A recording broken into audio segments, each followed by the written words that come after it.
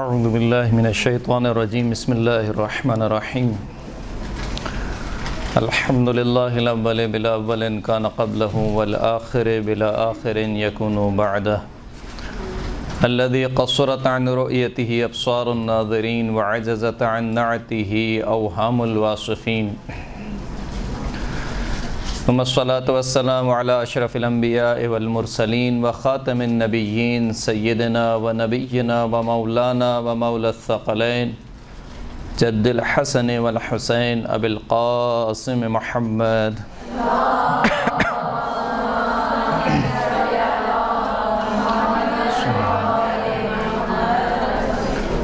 وعلى آلہ الطیبین الطاہرین المعصومین الذین اذهب اللہ عنہم الرجس وطہرہم تطہیرا صلی اللہ علیہ وسلم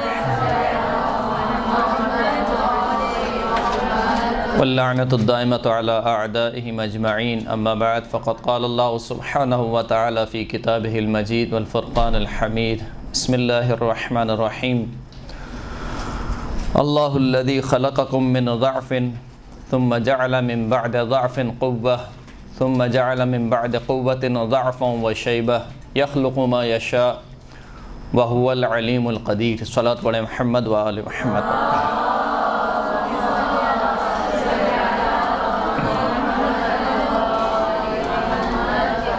سورہ مبارکہ روم کی آیت نمبر 54 کو آپ کی خدمت میں سرنامہ کلام کے طور پر پیش کیا گیا۔ اس آیت میں خداوند کریم نے انسان کی زندگی کا پورا خلاصہ پیش کیا۔ ارشاد رب العزت ہو رہا ہے کہ اللہ الذی خلقکم من ضعف، خداوند کریم وہ ہے کہ جس نے تمہیں ضعف اور ناتوانی اور کمزوری سے خلق کیا، یعنی جب تم پیدا ہوئے تھے تو ضعف اور ناتوانی کی انتہا پر تھے، تم اس قدر ضعیف تھے کہ اپنا کھانا بھی خود سے نہیں کھا سکتے تھے، اس قدر ضعیف تھے کہ اگر کوئی مچھر کاٹ لے تو اپنا دفاع نہیں کر سکتے تھے، اس قدر ضعیف تھے کہ تمہیں بولنا نہیں آتا تھا، تمہیں فقط ایک کام آتا تھا، وہ کیا تھا؟ رونا۔ بھوک لگتی تھی روتے تھے، پیاس لگتی تھی روتے تھے، مچھر کاٹ لیتا تھا روتے تھے، پیٹ میں درد ہوتا تھا روتے تھے، فقط رونا آتا تھا، اس کے علاوہ کچھ نہیں۔ تو ضعف اور ناتوانی کی انتہا پر تھے۔ ثم جعل من بعد ضعف قوة، پھر خداوند کریم نے ضعف اور ناتوانی کے بعد تمہارے لیے قوت کو قرار دیا۔ یعنی کیا مطلب؟ یعنی تمہارے بازو مضبوط ہونے لگے، تم جوانی کے عالم میں آ گئے اور اپنے آپ کو باقدرت اور باصلاحیت محسوس کرنے لگے۔ ثم جعل من بعد قوة ضعفا وشیبة، پھر قوت عطا کرنے کے بعد دوبارہ خداوند کریم نے تمہیں ضعف اور ناتوانی میں مبتلا کر دیا اور بڑھاپے میں مبتلا کر دیا۔ یخلق ما یشاء، خداوند کریم جو چاہتا ہے خلق کرتا ہے۔ وہو العلیم القدیر، خداوند کریم ہی ہے کہ جو جاننے والا بھی ہے اور صاحب قدرت بھی ہے۔ تو یہ انسان کی زندگی کا پورا خلاصہ ہے، یعنی اگر دیکھا جائے تو انسان کی زندگی کے 3 مرحلے ہیں، بچپنا، جوانی، بڑھاپا، یہ 3 مرحلے ہیں۔ بعض صرف بچپنے کو پاتے ہیں، یعنی ان کی وفات بچپنے میں ہو جاتی ہے، بعض بچپنے اور جوانی کو پاتے ہیں، بعض مثال کے طور پر بڑھاپے تک بھی پہنچ جاتے ہیں، جیسے کہ سورہ مبارکہ نحل میں خداوند کریم نے ارشاد فرمایا کہ واللہ یخلقکم ثم یتوفاکم، خداوند کریم وہ ہے کہ جس نے تمہیں خلق کیا اور جو تمہیں موت دے گا، تمہیں وفات دے گا۔ وَمِنْكُمْ مَنْ يُرَدُّ إِلَىٰ أَرْذَلِ الْعُمُرِ، اور تم میں سے کچھ افراد وہ ہیں کہ جو اپنی عمر کے پسترین حصے میں پہنچ جاتے ہیں۔ بڑھاپے کو ارذل العمر سے تعمیر کیا ہے خداوند کریم نے، یعنی انسان کی زندگی کا جو پسترین حصہ ہے وہ کیا ہے؟ بڑھاپا ہے۔ یعنی اس سے زیادہ اور پسترین حصہ کیا ہوگا کہ انسان اٹھ کر ایک گلاس پانی بھی نہیں پی سکتا ہے، انسان چھوٹے چھوٹے کاموں کے لیے دوسروں کا محتاج ہو جاتا ہے۔ تو یہ ارذل العمر ہے، زندگی کا سب سے پسترین حصہ ہے۔ ومن نعمرہ ننکسہ فی الخلق، سورہ یاسین میں خدا کریم نے اشارہ فرمایا کہ ہم جسے عمر دیتے ہیں پھر خلقت میں اس کو دوبارہ پلٹا دیتے ہیں۔ یعنی کیا مطلب؟ یعنی ضعف اور ناتوانی سے خلق ہوئے تھے، دوبارہ ضعف اور ناتوانی پر پلٹ جاتے ہیں۔ ابتدا بھی ضعف و ناتوانی ہے، انتہا بھی کیا ہے؟ ضعف و ناتوانی۔ بیچ کا ایک چھوٹا سا حصہ ہے کہ جسے جوانی کہا جاتا ہے، یہ حصہ ہے۔ تو عزیزان گرامی، ہمارا کل سرمایہ یہ زندگی ہے جسے ہم گزار رہے ہیں، درست ہے؟ اور یہ سرمایہ کیسا سرمایہ ہے؟ یہ سرمایہ ایسا سرمایہ ہے کہ اگر اس سرمایہ کو استعمال کر کے ہم نے نفع حاصل نہیں کیا تو نقصان فقط نفع میں نہیں ہوگا بلکہ سرمایہ کا بھی نقصان ہوگا۔ بعض کاروباری افراد اپنا سرمایہ لگاتے ہیں، مثال کے طور پر کارخانہ لگایا، نہیں کما پائے، لیکن ان کا کیپٹل اپنی جگہ پر محفوظ رہتا ہے، صحیح ہے، نفع نہیں ہوا لیکن سرمایہ اپنی جگہ کیا ہے؟ باقی ہے۔ والعصر ان الانسان لفی خسر الا الذین آمنوا وعملوا الصالحات وتواصوا بالحق وتواصوا بالصبر۔ عصر کے وقت کی قسم، تمام کی تمام انسانیت خسران میں ہے۔ خسارہ اور نقصان میں تھوڑا سا فرق ہے۔ نقصان کہ جہاں پر اصل سرمایہ باقی رہے، انسان نفع نہ کمائے، اس کو نقصان کہا جاتا ہے۔ خسارہ نہ صرف نفع نہ ہو، سرمایہ میں بھی نقصان کرتا رہے۔ اس کی مثال علماء کرام دیتے ہیں برف بیچنے والے کی۔ کب برف بیچنے والا جو اپنا سرمایہ لگا کر برف خریدتا ہے، اگر برف بک گئی تو فبہا، نہیں بکی تو کیا ہوگا؟ وہ برف بھی کیا ہوتی رہے گی؟ پگھلتی رہے گی۔ اگر اس کو اسٹوریج کرنے کا کوئی انتظام نہیں ہے تو وہ برف بھی کیا ہوگی؟ پگھلتی رہے گی۔ تو یہ جو ہمارا سرمایہ ہے یہ روز بروز پگھل رہا ہے، روز بروز کیا ہو رہا ہے؟ پگھل رہا ہے۔ یعنی کل کا دن 3 حصے ہیں ہماری زندگی کے۔ ایک حصہ کیا ہے جسے ہم کہتے ہیں ماضی، ایک حصہ حال، ایک حصہ کیا ہے؟ مستقبل۔ ماضی جو گزر گیا کسی قیمت پر بھی واپس نہیں آ سکتا، کسی قیمت پر بھی۔ یعنی آپ اگر پوری دنیا بھی دے دیں اور چاہیں کہ میرے کل کا دن دوبارہ پلٹ جائے، چاہے جائے کہ وہ 10-12 سال جو پچھلے گزر گئے ہیں، آپ کل کا دن کیا جو پچھلا گھنٹہ گزرا ہے وہ آپ دوبارہ نہیں لا سکتے ہیں۔ تو ماضی گزر چکا ہے۔ مستقبل کے بارے میں معلوم نہیں ہے آپ کو، مجھے کیا معلوم ہے کہ ابھی میں یہاں سے اٹھوں اور میری موت واقع ہو جائے۔ ماضی واپس پلٹ کے نہیں آ سکتا ہے، مستقبل کے بارے میں معلوم نہیں ہے۔ کل سرمایہ کیا رہ گیا میرا؟ یہی حال۔ ابھی سے اگر میں نے ابتدا نہیں کی تو پھر کبھی نہیں ہوگی۔ یعنی اگر ہم یہ سوچ رہے ہیں کہ ابھی تو جوانی ہے، 4 دن کی چاندنی ہے، ہنس کھیل کر گزار لو، انشاءاللہ بڑھاپے میں دیکھ لیں گے، نمازیں بھی پڑھ لیں گے، روزے بھی رکھ لیں گے، حجاب بھی کر لیں گے، تو یہ بہت بڑی بھول ہے ہماری۔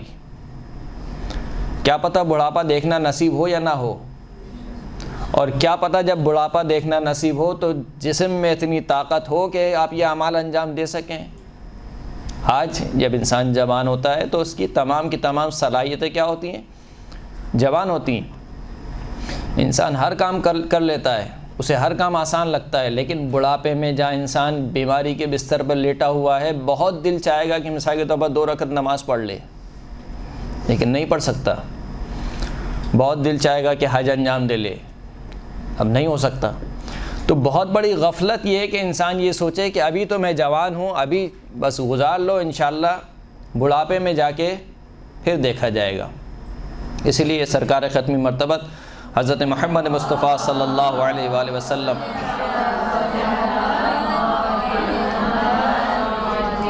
سرکار ارشاد فرماتے ہیں کہ یا ابا ذر، جناب ابو ذر کو وصیت کرتے ہوئے ارشاد فرماتے ہیں کہ یا ابا ذر کن علی عمرک اشح منک علی درہمک و دینارک، اے ابا ذر اپنی عمر پر، یعنی جو زندگی تم گزار رہے ہو، اس کے معاملے میں اپنے درہم اور دینار سے زیادہ بخیل ہو جاؤ۔ یعنی انسان اپنے پیسے کے معاملے میں کتنا بخیل ہوتا ہے، خرچ نہیں کرتا کسی کے اوپر۔ کہ اس عمر کو گزارنے میں اپنے پیسے سے زیادہ بخیل ہو، یعنی کیا مطلب؟ یعنی فضول کاموں میں زندگی کو ضائع مت کرو، بیہودہ کاموں میں زندگی کو ضائع مت کرو. وَهُمْ عَنِ اللَّغْوِ مُعْرِضُونَ. مومنین کی صفات کیا ہے سورہ مومنین کی ابتدائی آیت میں؟ وَهُمْ عَنِ اللَّغْوِ مُعْرِضُونَ، کہ وہ بیہودہ کاموں سے اپنے آپ کو بچاتے ہیں، اپنے پہلو کو بچاتے ہیں. بیہودہ کام سے مراد یہ نہیں جس کا کوئی نفع نقصان نہ ہو. حرام کام تو دور کی بات ہے، یعنی ایک انسان وقت گزارتا ہے مباحات میں مثال کے طور پر، حرام نہیں ہے لیکن بہرحال وقت گزر رہا ہے. تو یہ جو زندگی کا سرمایہ ہے یہ بہت قیمتی سرمایہ ہے. یہ اگر ہم نے ہاتھ سے گوا دیا تو پھر آخرت کی زندگی ہم حاصل نہیں کر سکتے. یا ابا ذر اغتنم خمسا قبل خمسن. رسول فرماتے ہیں کہ اے ابو ذر 5 چیزوں سے پہلے غنیمت شمار کرو. پہلی چیز کیا ہے؟ شبابک قبل حرمک. اپنی جوانی کو اپنے بڑھاپے سے پہلے غنیمت شمار کرو. وصحتک قبل سقمک. اپنی صحت اور اپنی تندرستی کو بیماری سے پہلے غنیمت شمار کرو. وغناک قبل فقرک. اپنی بے نیازی کو، جب اللہ نے تمہیں عطا کیا ہے تمہارے پاس آج پیسہ ہے تو اس بے نیازی کو اپنی فقیری سے پہلے، قبل اس کے کہ تم فقیر ہو جاؤ، اس کو غنیمت شمار کرو. یعنی اپنے پیسے کو صحیح جگہ پر اور صحیح طریقے سے عاقلانہ خرچ کرو. وفراغک قبل شغلک. اور اپنے فرصت کے ایام کو یا فرصت کے وقت کو اپنے مصروف ہونے سے پہلے غنیمت شمار کرو. الفرصت تمر کمر السحاب. فرصت ایسے گزر جاتی ہے کہ جیسے بادل گزر جاتے ہیں. وحیاتک قبل موتک. اپنی زندگی کو اپنی موت سے پہلے غنیمت شمار کرو. تو یہ ہمارا کل سرمایہ ہے جسے ہم گزار رہے ہیں. اس پوری زندگی میں بھی جو سب سے بہترین حصہ ہے ہماری زندگی کا وہ کون سا حصہ ہے؟ نوجوانی. جب انسان کی تمام صلاحیتیں جوان ہیں، انسان کی تمام قوتیں جوان ہیں، اس جوانی کو ضائع نہ کریں. کیونکہ خداوند کریم کو جوان کی عبادت بھی بہت پسند ہے اور جوان کی توبہ بھی بہت پسند ہے. یہاں تک کہ روایت میں ملتا ہے کہ اگر آپ کی کوئی قیمتی چیز گم ہو جائے، یہاں پر اکثر خواتین اگر میں مثال لوں، کسی کی مثال کے طور پر سونے کی انگوٹھی گم ہو جائے اور نہ مل رہی ہو اور 1 ہفتے بعد یا ہفتے بعد وہ مل جائے تو انسان کو کتنی خوشی ہوتی ہے. کہ خداوند کریم کو اس سے کہیں زیادہ خوشی ہوتی ہے جب اس کا بندہ توبہ کرتا ہے. کہیں زیادہ خداوند کریم خوش ہو جاتا ہے کہ میرا بندہ میری بارگاہ میں پلٹ آیا ہے. تو نوجوان کی توبہ اور نوجوان کی عبادت اللہ کو بہت پسند ہے. یہ الگ بات ہے کہ خداوند کریم نے ٹائم دیا ہوا ہے، موت سے پہلے کبھی بھی توبہ کر لو. ملک الموت سے دیکھنے سے پہلے کبھی بھی توبہ کر لو، میں تمہاری توبہ قبول کر لوں گا. لیکن اگر انسان جوانی میں توبہ کرے تو یہ توبہ زیادہ خداوند کریم کو پسند ہے. اسی طریقے سے جوانی کی عبادات خداوند کریم کو زیادہ پسند ہے، اس لیے کہ جب جوانی میں جب تمام کی تمام چیزیں جوان ہیں، انسان کا جسم جوان ہے، انسان کی خواہشات جوان ہیں اور انسان اپنی خواہشات پر قابو پاتے ہوئے خدا کی عبادت کرتا ہے، تو یہ تھوڑا سخت مرحلہ ہے. بڑھاپے میں بہرحال انسان کی کچھ صلاحیتیں بوڑھی ہو جاتی ہیں، کچھ چیزوں کی انسان کو خواہش نہیں رہتی. جو ایک جوان کی خواہش ہوتی ہیں وہ ایک بوڑھے شخص کی خواہشیں نہیں ہوتی.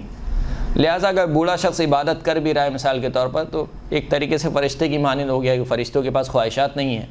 انسان کو خداوند کریم نے خواہشات دی ہیں. تو یہ جو بہترین حصہ ہے ہماری زندگی کا جسے جوانی کہا جاتا ہے، اس جوانی کو بچا کر لے جائیے. بڑھاپا خود بخود سنور جائے گا. خود بخود سنور جائے گا سے مراد یہ نہیں ہے کہ آپ مثال کے طور پر بڑھاپے میں لاؤبالی ہو جائیں، نہیں. یعنی اگر آپ نے جوانی اللہ کی اطاعت میں گزار دی تو انشاءاللہ بہت امکان قوی ہیں کہ آپ کے جو بڑھاپا ہے وہ بھی اللہ کی اطاعت میں گزرے گا. یہاں تک کہ روایت کہتی ہے کہ اگر کوئی شخص کوئی مومن بوڑھا ہو جائے اور اپنے بڑھاپے کی وجہ سے کچھ اعمال انجام نہ دے سکے تو خداوند کریم ایک فرشتے کو حکم دیتا ہے کہ اس کے نامہ اعمال میں وہ سارے اعمال لکھتے جاؤ جو یہ جوانی میں انجام دیا کرتا تھا.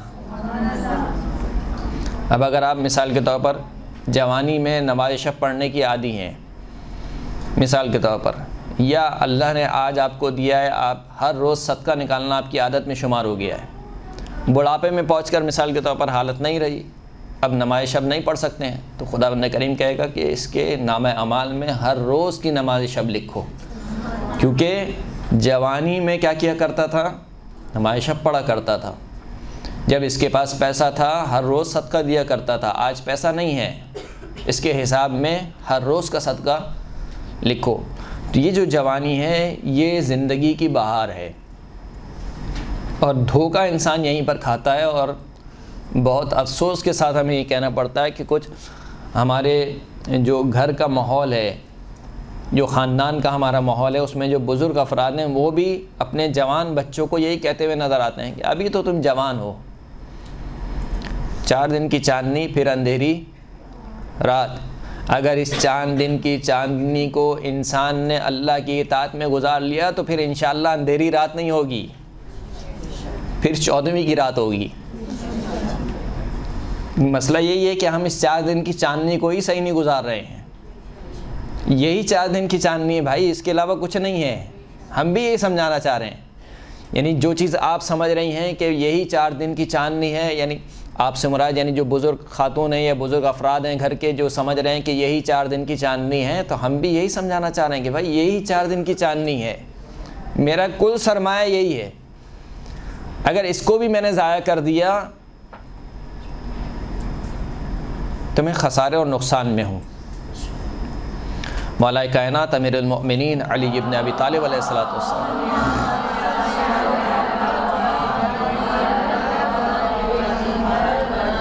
مولا سے ایک روایت منسوب ہے، مولا ارشاد فرماتے ہیں کہ شیئان لا يعرف فضلہما الا من فقدہما، 2 چیزیں ایسی ہیں کہ جن کی فضیلت نہیں جانتا مگر وہ شخص جو ان 2 چیزوں کو کھو دے۔ وہ 2 چیزیں کون سی ہیں؟ الشباب والعافیہ، ایک نوجوانی اور دوسری صحت و تندرستی۔ ابھی ہم جوان ہیں مثال کے طور پر، یا ابھی اللہ نے ہمیں صحت و تندرستی دی ہوئی ہے، تو ہمیں اندازہ نہیں ہے کہ کیا نعمت ہمارے پاس ہے۔ ایک دن کے لیے یا کچھ دن کے لیے جب ہم بیمار پڑ جاتے ہیں اور ہم سے اٹھا نہیں جاتا ہے، تو پھر ہمیں سمجھ میں آتا ہے کہ یار کیا نعمت تھی ہمارے پاس۔ یا ابھی ہماری آنکھیں کام کر رہی ہیں، بہت کچھ پڑھ سکتے ہیں، کان کام کر رہے ہیں، بہت کچھ سن سکتے ہیں، زبان کام کر رہی ہے، اللہ کے ذکر میں بہت کچھ پڑھ سکتے ہیں، زیارت وارثہ پڑھ سکتے ہیں، دعائیں پڑھ سکتے ہیں، قرآن مجید پڑھ سکتے ہیں۔ خدا نہ کرے وہ وقت آ جائے مثال کے طور پر بڑھاپے میں کہ جب زبان کام کرنا چھوڑ دے، تو انسان کا کتنا دل چاہے گا کہ میں قرآن پڑھوں، لیکن نہیں پڑھ سکتا، موقع ہاتھ سے نکل گیا۔ تو یہی جوانی ہے زانی گرامی، جس جوانی کو سنبھال کر لے جانا ہے۔ اصحاب کے سامنے سے ایک شخص کا گزر ہوا، اصحاب نے کہا کہ مجنون، یہ شخص مجنون ہے۔ جب اللہ کے رسول نے سنا کہ اصحاب اس شخص کو کہہ رہے ہیں کہ یہ مجنون ہے، تو اللہ کے رسول نے کہا کہ انما رجل مصاب، دیکھو جو تم سمجھ رہے ہو کہ یہ شخص مجنون ہے، پاگل ہے، کہا بالآخر یہ ایک شخص ہے کہ اس کو ایک بیماری لگ گئی ہے، جس طریقے سے کسی کو بخار ہو جاتا ہے، کسی کو کوئی اور بیماری کا، یہ بھی ایک بیماری میں مبتلا ہے۔ انما المجنون عبد او امۃ ابلیا شبابہما فی غیر طاعت اللہ، مجنون وہ ہے، وہ اللہ کا بندہ یا اللہ کی بندی ہے کہ جس نے اپنی جوانی کو اللہ کی اطاعت کے بغیر گزارا ہے۔ کہ یہ شخص مجنون ہے، یہ شخص عقل سے پیدل ہے، جس کو نہیں معلوم ہے کہ یہی جوانی ہے، اب یہ دوبارہ پلٹ کے نہیں آئے گی۔ 15 16 17 18 سال سے جو بندگی جوانی شروع ہوتی ہے لڑکوں کے اعتبار سے، اور مثال کے طور پر جو روایت میں اگر ایک حد کو معین کیا جائے تو 40 سال۔ ایک روایت امام جعفر صادق علیہ السلام سے منسوب ہے،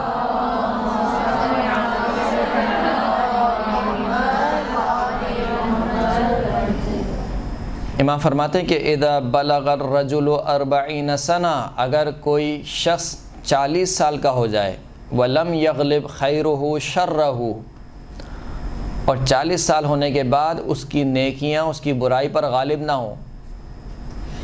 یعنی اگر 40 سال کا نامہ اعمال نکالا جائے کہ اس نے کتنی نیکیاں کی ہیں کتنی برائیاں کی ہیں، تو اس کی برائیاں زیادہ ہوں، نیکیاں کم ہوں. قبل الشیطان بین عینیہ، ایسے شخص کو شیطان اس کی پیشانی پر بوسہ دیتا ہے اور کیا کہتا ہے؟ قال ھذا وجہ لا یفلح، یہ وہ چہرہ ہے جو کبھی کامیاب نہیں ہو سکتا. اب سوچیے، یعنی 40 سال ایک طریقے سے حد معین ہو گئی. 40 سال تک کیا ہو گیا؟ حد معین ہو گئی کہ اگر آپ کا خیر آپ کے شر پر غالب نہ آیا تو اس کا مطلب ہے کہ شیطان کامیاب ہو گیا. پھر شیطان کہتا ہے کہ یہ چہرہ جو ہے وہ کبھی کامیاب نہیں ہو سکتا. پھر امام فرماتے ہیں، ایک اور روایت منسوب ہے امام سے کہ ما من شاب ینشأ فی طاعت اللہ حتی یموت علی ذلک الا اعطاہ اللہ اجر 99 صدیقا. کوئی جوان ایسا نہیں ہے کہ جو اپنی جوانی کو اللہ کی اطاعت میں گزارے یہاں تک کہ اسی اطاعت پر اس کو موت واقع ہو جائے، مگر یہ خداوند کریم اس کو 99 صدیقین کا اجر عطا کرتا ہے. 99 صدیقین کا اجر.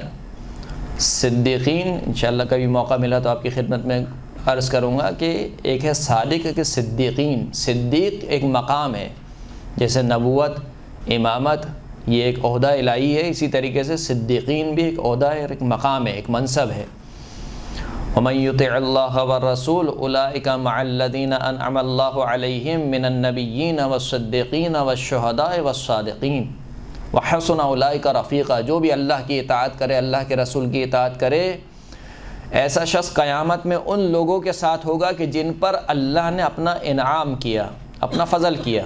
وہ کون لوگ ہیں؟ من النبیین، نبیوں میں سے، والصدیقین، صدیقین میں سے، والشہداء والصادقین، اور شہداء میں سے، والصالحین، وحسن اولئک رفیقا. یہ کتنے ہی اچھے ہم نشین ہیں. تو کہا کہ جو اللہ اور اللہ کی اطاعت کرے، اللہ کے رسول کی اطاعت کرے، یہ نہیں کہا کہ وہ صدیقین میں سے ہوگا، کہا کہ صدیقین کے ساتھ ہوگا. اس کا مطلب ہے کہ صدیق ایک مقام ہے خدا کے نزدیک، اس لیے کہا جا رہا ہے کہ اطاعت گزار ان کے ساتھ ہوگا. وَاذْكُرْ فِي الْكِتَابِ ابراہیم إِنَّهُ كَانَ صِدِّيقًا نَبِيًّا.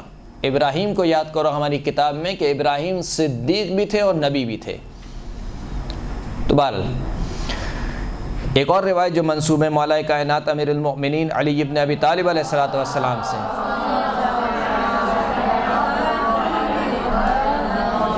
مولا ارشاد فرماتے ہیں کہ ان اللیل والنہار یعملان فیک فعمل فیہما. اے شخص، یہ رات اور دن تیرے اندر عمل کر رہے ہیں، فعمل فیہما، تو بھی ان میں عمل کر. یعنی کیا مطلب؟ یعنی یہ جو رات اور دن گزر رہے ہیں مجھے بوڑھا کر رہے ہیں، میری جوانی کو کھا رہے ہیں، میری عمر کو کھا رہے ہیں، مجھ میں عمل کر رہے ہیں. فعمل فیہما، تو بھی ان میں کیا کر؟ عمل کر. وَيَأْخُذَانِ مِنْكَ فَخُذْ مِنْهُمَا. یہ رات اور دن تجھ سے لے رہے ہیں، یعنی تیرا سرمایہ تجھ سے لے رہے ہیں. کل کا جو دن گزر گیا وہ اب پلٹ کر نہیں آئے گا. ہم بڑی دھوم دھام سے ہیپی برتھڈے دو مناتے ہیں، لیکن یہ نہیں سوچتے ہیں کہ یہ سال جو گزر گیا ہے یہ سال اب واپس نہیں آنے والا ہے. تو خوشی کس بات کی؟ خوشی تو انسان جب منائے کہ جب انسان کا جو سال گزر گیا ہے وہ بہت بہترین گزرا ہو، تب تو خوشی کی بات ہے. پھر تو ہر دن ہی عید کا دن ہے. تو مولا فرماتے ہیں کہ دیکھو یہ رات اور دن تمہارے اندر عمل کر رہے ہیں، تم سے لے رہے ہیں، تم بھی ان میں عمل کرو اور تم بھی ان سے اپنا سرمایہ لو، توشہ آخرت جمع کرو. بس جو آج کی گفتگو کا ہمارا موضوع تھا، میں نے بہت طول دیا، معذرت میں چاہتا ہوں کہ گزشتہ خامیوں کو کس طریقے سے اس کا جبران کیا جائے، تدارک کیا جائے، اور آئندہ کی زندگی کیسے گزاری جائے. گزشتہ جو گزر گیا، جیسے کہ میں نے عرض کیا کہ وہ اب ماضی کا حصہ بن چکا ہے. اب جو نماز آپ نے اپنے وقت میں نہیں پڑھی ہے وہ دوبارہ وہ وقت واپس نہیں آ سکتا ہے، درست ہے. تو اس میں اگر ہم سے خطائیں ہوئی ہیں تو وہ خطائیں 3 قسم کی ہیں. ایک خطا وہ ہے جو فقط معصیت کہلاتی ہے، مثلا جھوٹ بولا ہے، غیبت کی ہے، یا کوئی اور گناہ نعوذ باللہ انجام دیا ہے، تو اس کا جبران فقط یہ ہے کہ آپ توبہ کریں، خدا کی بارگاہ میں توبہ کریں۔ یعنی کیا مطلب؟ یعنی سچے دل سے پختہ ارادہ کریں کہ آئندہ یہ کام نہیں ہوگا، شرمندہ ہوں، نادم ہوں اپنے کام پہ، بارگاہ الہی میں راز و نیاز کریں، اپنے گناہوں پر روئیں، گریہ کریں، ندامت کا اظہار کریں، اور پختہ ارادہ کریں کہ اب آئندہ یہ کام نہیں ہوگا۔ یہ توبہ ہے۔ تو اگر کوئی ایسی خطا ہے تو اس کا جبران فقط توبہ ہے۔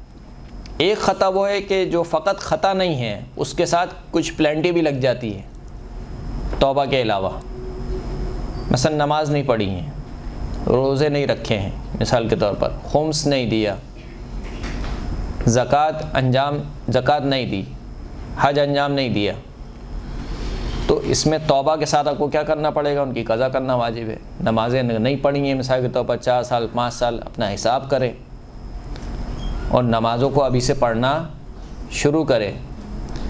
اس امید پہ نہ رہے کہ انشاءاللہ میں مر جاؤں گا تو گھر والے پڑھوا لیں گے کسی سے، گھر والے نہیں پوچھتے کسی کو۔ یہ حقیقت ہے، جب انسان مٹی کے نیچے چلا جاتا ہے تو پھر ختم ہو جاتا ہے۔ پھر گھر والے بھی کب پوچھتے ہیں؟ سویم والے دن، چیلم والے دن، برسی والے دن، پھر اس کے بعد کیا؟ آہستہ آہستہ وہ بھی ختم ہو جاتا ہے۔ جمعرات کی فاتحہ میں اگر آپ کو یاد رکھ لیا تو بڑی بات ہے، لیکن اس امید پر چلے جانا کہ انشاءاللہ گھر والے پڑھوا لیں گے، یہ انتہائی بیوقوفی ہے۔ تو ابھی سے اپنی قضا کو پڑھنا شروع کریں، جتنی بھی قضا رہ گئی اپنی قضا کو پڑھنا شروع کریں۔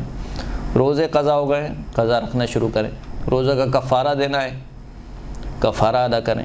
حج انجام نہیں دیا ہے، جب انسان کے پاس استطاعت ہو، استطاعت کے باوجود حج انجام نہیں دے تو پھر اگلے سال حج مستقر ہو جاتا ہے۔ مستقر کا مطلب یہ ہے کہ اب استطاعت کی شرط ختم ہو جاتی ہے، اب ہر حال میں آپ کو حج انجام دینا ہے، چاہے آپ مستطیع ہوں چاہے آپ مستطیع نہ ہو، لہٰذا اگر نہیں کیا ہے تو انجام دیں۔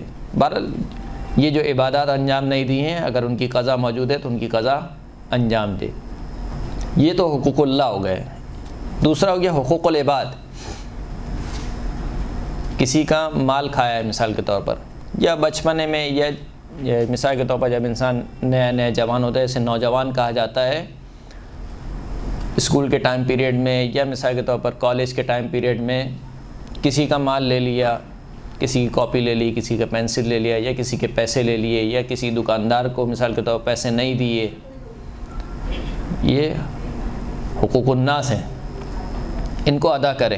اگر جانتا ہے جائے، ادا نہیں کر سکتا ہے تو اس سے مصالحت کرے کہ میں نے فلاں فلاں تاریخ کو مثال کے طور پر ایسا ایسا ہوا تھا، کچھ پیسے میری طرف نکلتے ہیں آپ کے، میں وہ پیسے ادا نہیں کر سکتا ہوں، تو یا تو آپ مجھے ٹائم دیجئے یا پھر وہ مجھے معاف کر دیجئے۔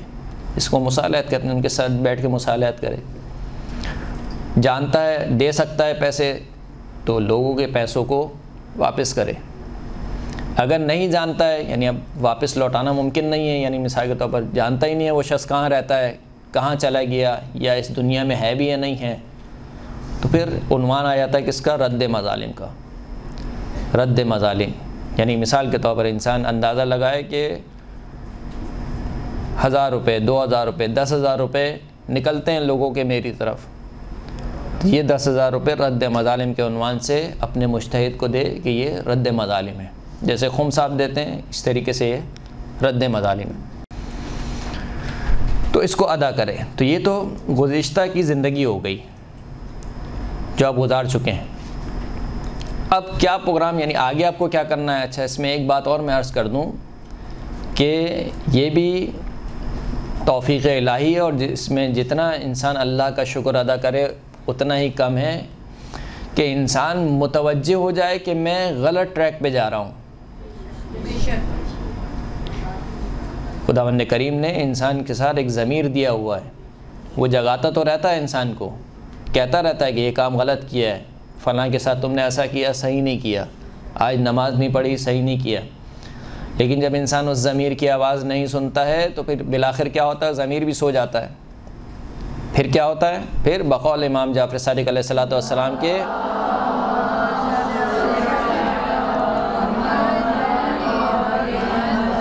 کہ وہ جو سیاہی ہوتی ہے وہ سیاہی پورے دل پر پھیل جاتی ہے.